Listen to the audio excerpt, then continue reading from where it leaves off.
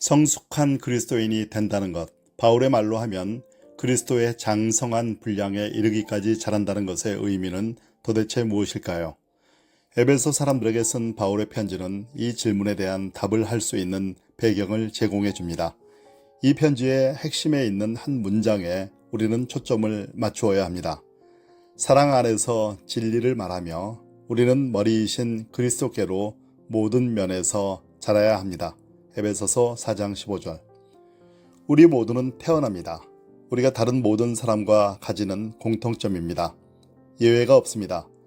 탄생으로 인해 우리는 거대하고 복잡하고 깨어지고 부담되는, 그러나 아름다운 세상 안으로 발을 버둥대며 울면서 들어옵니다. 그리고 조금씩 날마다 우리는 배워갑니다. 어머니의 젖을 먹고 잠을 자고 일어납니다. 그러다가 어느 날은 일어서서 직립보행 인간의 면모를 보여주어 주변 사람을 감탄하게 합니다. 머지않아 우리는 언어도 쉽게 구사하게 되고 명사와 동사를 자유자재로 사용합니다. 잘하는 것입니다. 예수님은 이 탄생의 사건을 또 다른 종류의 탄생의 은유로 사용하셨습니다. 바로 하나님을 향해 살아있게 되는 탄생입니다. 살아있는 것에서 하나님을 향해 살아있는 것으로 바뀝니다. 하나님의 거룩, 하나님의 뜻, 하나님의 나라, 권세, 영광에 살아있게 됩니다. 인생에는 어머니의 젖, 자고 깨는 것, 말하고 걷는 것 이상의 의미가 있습니다. 바로 하나님이 있습니다. 예수님은 어느 날 밤 예루살렘에서 랍비 니고데모와 대화를 하시면서 탄생의 은유를 사용하셨습니다. 너는 다시 태어나야 한다. 니고데모는 이 은유를 이해하지 못했습니다. 문자주의자들, 특히 종교적 문자주의자들은 은유를 잘 이해하지 못합니다. 은유는 보이는 것과 보이지 않는 것을 유기적으로 연결시켜주는 단어입니다. 보지 못하는 하나님과 관련된 모든 대화에서 은유는 언어를 생생하게 와닿게 해주는 중요한 역할을 합니다. 은유가 없으면 밋밋한 추상성과 막연한 일반성만 있게 됩니다. 예수님은 은유를 좋아하셨고 많이 사용하셨습니다. 중생이 그 중에서 가장 기억에 남는 것 중 하나입니다.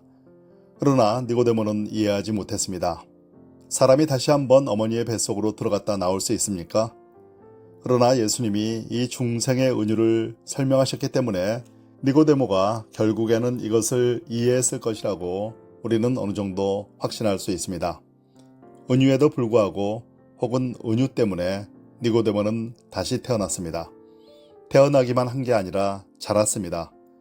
예수님이 장사 되실 때 그가 거기에 있었다는 사실은 예수님과 그 대화를 한 이후로 그의 이해가 계속해서 자라서 하나님의 세계 안에서 더 성숙해졌다는 증거입니다. 탄생, 그리고 성장. 사람이 할 수 있는 가장 중요한 성장은 그리스도인으로서의 성장입니다. 다른 모든 성장은 이 성장의 준비이거나 이 성장의 부수적인 것입니다.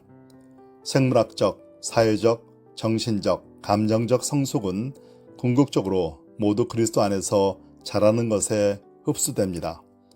물론 반드시 그렇게 되는 것은 아닙니다. 인간의 임무는 신체와 감정과 정신에서뿐만 아니라 하나님과 다른 사람과의 관계에서도 성숙해지는 것입니다. 성경은 성숙과 자라는 것에 대해서 말합니다. 우리가 나무나 꽃이나 아이들이 자라는 것을 보면서 느끼는 감탄과 기쁨의 요소가 성장에는 늘 있습니다. 세례 요한의 성장에 대한 마지막 말은 바로 이것입니다. 아이는 자라며 심령이 굳세어졌다. 그리고 이와 거의 똑같은 말을 예수님에 대해서도 합니다. 아이는 튼튼하고 지혜롭게 자랐으며 하나님의 은혜가 그 아이 위에 머물렀다. 바울은 에베소서에서 이와 비슷한 용어를 사용해서 그리스도인들이 해야 할 일들을 묘사합니다. 그리스도 안에서 성숙해지는 것의 은유로서 그는 자라다라는 말을 씁니다. 우리는 성숙해지고 그리스도의 장성한 분량에 이릅니다. 우리는 머리이신 그리스도께로 모든 면에서 자라야 합니다. 무엇이 자라는 것을 지켜보는 일은 언제나 신나는 일입니다. 참으로 신비롭고 시작보다 창대하고 얼마 전에는 흙더미에 불과했던 것에서 참으로 아름다운 게 나옵니다. 그리고 그 과정은 그 당시에 함께 일어나고 있는 다른 일들과는 별 상관이 없어 보입니다. 성장이라는 것의 끈질김은 흥미롭고 즐거우면서도 가늠이 잘 되지 않는 일입니다. 바울은 여기에서 보이지 않는 어떤 것을 이야기하기 위해서 신체적인 성장의 은유를 썼습니다. 튼튼하고 지혜롭게 자랐으며 하나님의 은혜가 그 아이 위에 머물렀다. 바울의 언어 사용에서 한 가지 두드러지는 요소는 은유를 사용하는 기술입니다. 그는 성경을 읽으면서 그것을 배웠습니다. 성경에 가장 많이 나오는 은유 중 하나는 하나님을 반석이라고 일컫는 것입니다. 하나님은 나의 반석이시다. 산을 타다가 재미있게 생긴 바위를 보고는 그것을 모셔놓고 하나님으로 숭배해야겠다고 생각하는 사람은 없을 것입니다. 비록 이것이 사실 무근의 이야기는 아니지만 말입니다. 그리고 강에서 작은 돌멩이들 중에서 제일 마음에 드는 것 하나를 골라다가 지갑이나 주머니에 넣고 만지작거리면서 그것을 향해 기도할 생각을 하는 사람도 없을 것입니다. 물론 토끼의 발을 가지고 그렇게 하는 사람들이 있다는 이야기는 들어본 적이 있습니다. 믿음의 사람들에게 은유가 그토록 중요한 언어의 요소인 이유는 우리가 다루는 많은, 어쩌면 대부분의 것들이 우리의 감각으로 느낄 수 있는 게 아니기 때문입니다. 대부분의 실제는 보이지 않고 들리지 않습니다. 보고 듣고 만지고 맛보고 냄새 맡을 것이 참으로 많습니다. 꽃과 일몰의 다양한 색깔들, 가락과 곡조, 리듬과 악센트의 조화, 부드럽거나 거친 질감, 달거나 신맛, 향기와 악취. 그러나 하나님 나라에서의 삶은 이보다 더 크고 포괄적인 실제입니다. 내가 보고 듣고 냄새 맡고 만지고 맛보는 대부분의 것들은 보이지 않는 것들, 아름다움, 진리, 선함, 그리고 무엇보다도 하나님을 향한 창 혹은 문임을 우리는 곧 알게 됩니다. 그러나 이런 보이지 않는 것들이 곧 추상적인 것, 계량화나 수치화할 수 있는 것을 의미하는 것은 아닙니다. 성육신은 만질 수 없는 것을 우리가 만질 수 있게 해줍니다. 그리고 그렇게 만질 수 있게 해주는 것은 대부분 은유입니다. 바울은 여기에서 신체적 성장과 영적 성장을 혼합시켰습니다. 겉과 속, 몸과 영혼을 가진 인간 전체를 일컬은 것입니다. 성장은 하나님이 어떻게 이 창조와 구원의 세계, 곧 하나님 나라 안에서 일하시는지를 설명하기 위해서 예수님이 사용하신 은유입니다. 그리스도께로 자라다 라는 말을 처음 듣거나 읽은 사람들의 마음에 불처럼 일어난 그 흥분을 재현할 수 있을까요? 한번 해봅시다. 우리가 성장해서 만족스러운 결과를 얻으려면 성장이라는 말과 함께 오는 그리스도께로 라는 말에 계속해서 유의해야 합니다. 그리스도께로는 성장을 정의하는 말이기는 하지만 성인으로 자란다는 의미로 보통 사용되는 그런 의미는 아닙니다. 우리 문화에서 어른으로 성장한다는 말은 주로 화장품이나 향수나 담배를 살 수 있는 어른을 뜻하는 것으로 사용합니다. 진짜 여자가 된다는 말은 치수를 재고 분류하고 판에 박힌 미소를 짓는 미인되를 연상시킵니다. 그리고 성인이라는 말은 정서적으로는 청소년과 같은 사람들을 위해 만든 영화를 뜻하기도 합니다. 바울은 자라다라는 말을 우리가 정확히 이해해야 할 것이라고 생각하지 않았고 그래서 그리스도께로라는 말이 필요했습니다. 성숙한 성인의 모습은 바로 그리스도입니다. 자란다는 것은 바로 그리스도를 의미합니다. 그것을 염두에 두지 않으면 유명한 운동선수나 영화배우 같은 것을 생각할 것입니다. 그것도 나쁘지는 않지만 딱히 우리가 기대한 것은 아닙니다. 그리스도가 진정한 성인으로서의 성장을 규정해 줍니다. 우리 땅에서 33년을 사신 예수 그리스도라는 사람이 성숙한 어른의 의미를 이해할 수 있게 우리의 상상력을 훈련시켜 줍니다. 그래서 우리는 예수님의 이야기에 빠져들어 예수님이 정의하시는 삶의 모습을 찾습니다. 또 한 가지 성장에 대해서 이야기할 것이 있습니다. 그것은 바로 성장에는 전인이 관여한다는 것입니다. 우리의 일부만 잘할 수는 없습니다.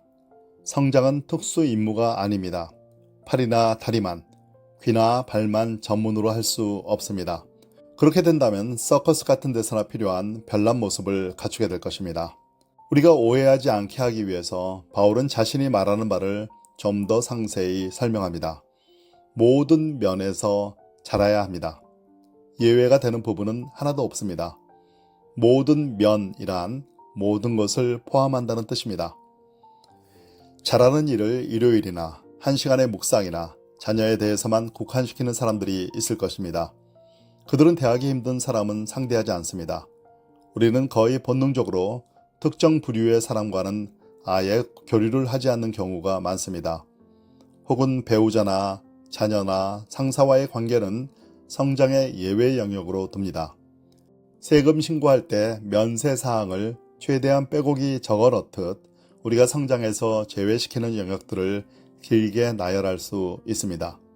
바울은 그것을 용납하지 않았습니다. 모든 면에서 자라야 합니다. 우리가 미숙하거나 무지하게 남아있을 수 있는 영역은 하나도 없습니다. 여기에서 한 가지 자명한 것을 놓치기가 쉽습니다. 그것은 바로 바울이 성인들을 대상으로 성장에 대해서 쓰고 있다는 사실입니다. 우리는 신체적이든 감정적이든 성장을 종종 아이들의 문제로 국한시킵니다. 그러나 여기에서 바울이 말하는 것은 무엇보다도 어른들을 위한 것입니다. 제가 말하고 싶은 것은 이것입니다. 우리 자녀나 다른 사람의 자녀에 초점을 맞추는 것은 그리스도 안에서의 성장에 대해서 말하는 바울의 글에 대한 바른 반응이 아닙니다.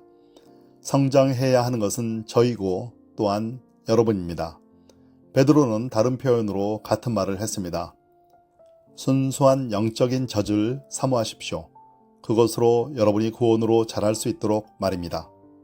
바울은 성장에 필요한 것이 무엇인지를 놀라운 말로 설명합니다. 사랑 안에서 진리를 말하는 것. 이것이 바로 우리가 부름받은 성장을 위한 커리큘럼입니다. 자신의 온 존재로 진리를 표현하는 사람이 되십시오. 단지 말이 아니라 사랑으로 그렇게 하십시오.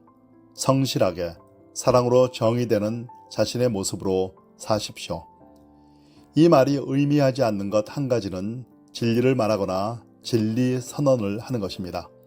자기 자신의 성장이든 남의 성장을 돕는 일이든 그것은 정확한 충고 혹은 정확한 정보를 주는 것으로 하는 게 아닙니다. 여러분의 말뿐 아니라 여러분의 인생이 이야기를 합니다. 이처럼 그리스도 안에서 자라는 일은 사랑 안에서 진리를 말하는 것으로 하는 일이고 그 결과는 여러 세대에 걸쳐 나타납니다. 우리의 성장은 하나님의 관심사일 뿐만 아니라 우리의 자녀, 친구, 이웃의 관심사이기도 하며 그들에게 큰 영향을 미치는 것입니다. 성장과 관련된 이야기는 예수님이 들려주신 이야기 중에서도 최고의 것들입니다. 저는 걸음 이야기를 제일 좋아합니다. 어떤 사람에게 무화과 나무가 있었는데 열매를 보러 갔더니 하나도 없어서 정원사에게 나무를 잘라버리라고 했습니다. 열매도 맺지 못하는 나무가 소중한 공간을 차지할 필요는 없다는 이유에서였습니다. 그러나 정원사는 한 번 더 기회를 주자고 했고 그러면 자신이 특별히 관심을 두고 주변에 흙을 파고 거름을 주어서 열매를 맺게 해보겠다고 했습니다.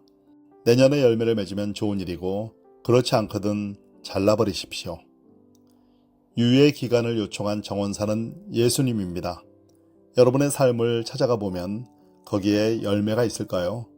성장이 있을까요? 그렇지 않다 해도 끝은 아닙니다. 섣부른 판단은 없습니다.